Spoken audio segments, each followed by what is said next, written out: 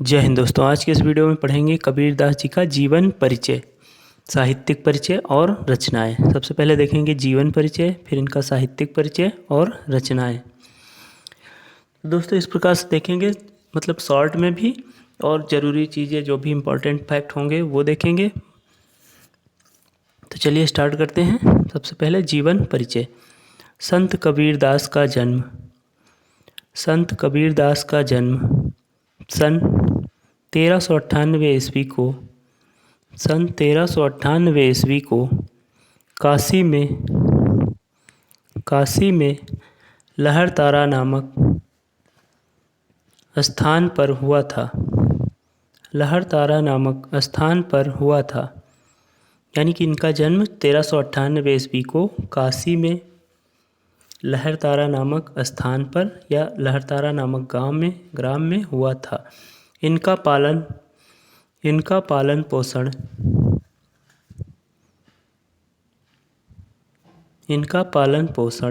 जुलाहा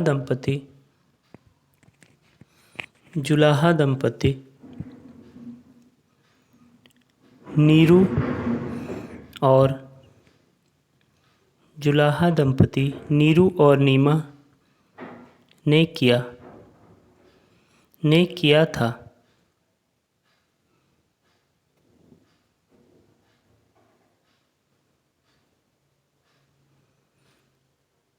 कबीरदास का विवाह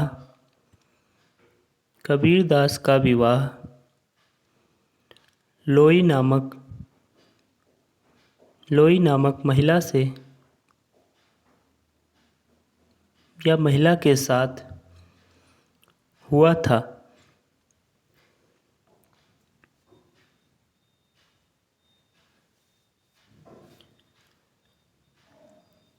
इनके पुत्र का नाम कमाल और पुत्री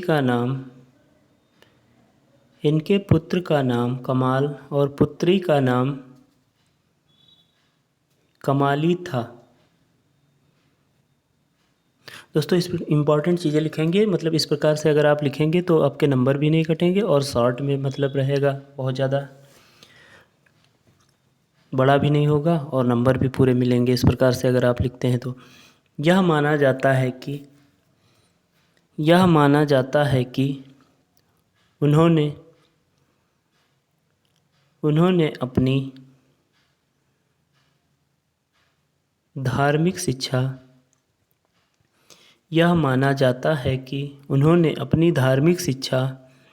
गुरु रामानंद से ली थी। यानी कि कबीरदास जी ने अपनी धार्मिक शिक्षा गुरु रामानंद जी से प्राप्त की थी। इतिहासकारों के अनुसार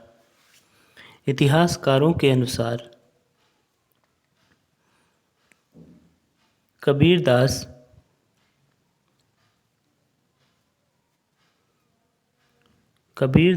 गुरु रामानंद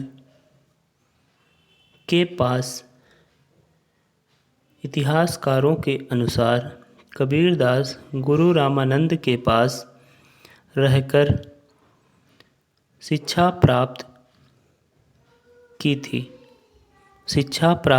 थी। उसके बाद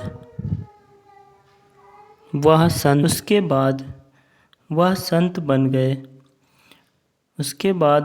बन गए थे।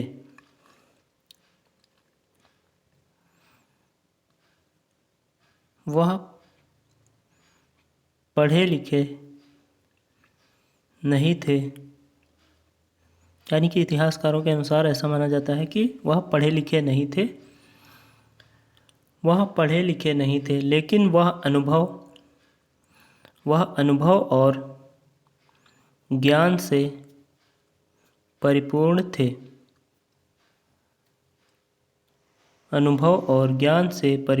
थे। कबीरदास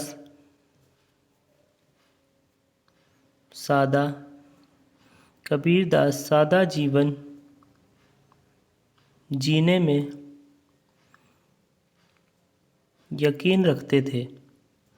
यानी कि इनको सादा जीवन जीना अच्छा लगता था और उसी में यकीन रखते थे। वे सत्य अहिंसा सदाचार आदि गुणों के वे सत्य अहिंसा सदाचार आदि गुणों के प्रशंसक थे। वह कवि संत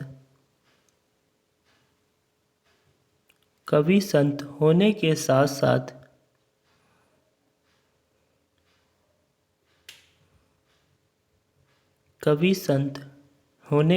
साथ एक अच्छे समाज सुधारक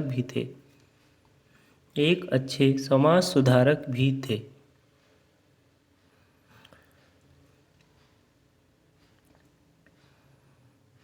कबीरदास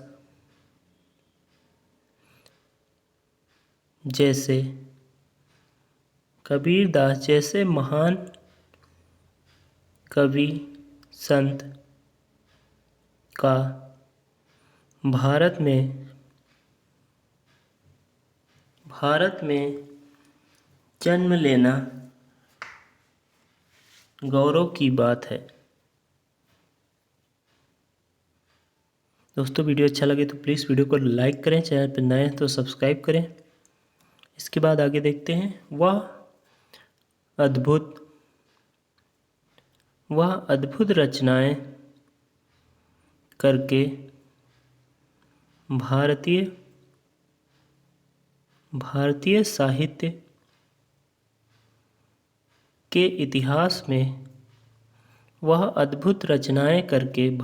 साहित्य के इतिहास में सदा के लिए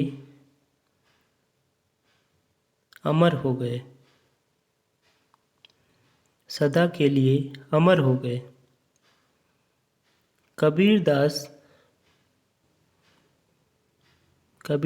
जी की मृत्यु 1518 ईस्वी में मगहर में हो गई। यानी कि इनकी मृत्यु 1518 ईस्वी में मगहर में हुई थी। अब इनकी देखते हैं रचनाएं। कबीरदास की रचनाएं।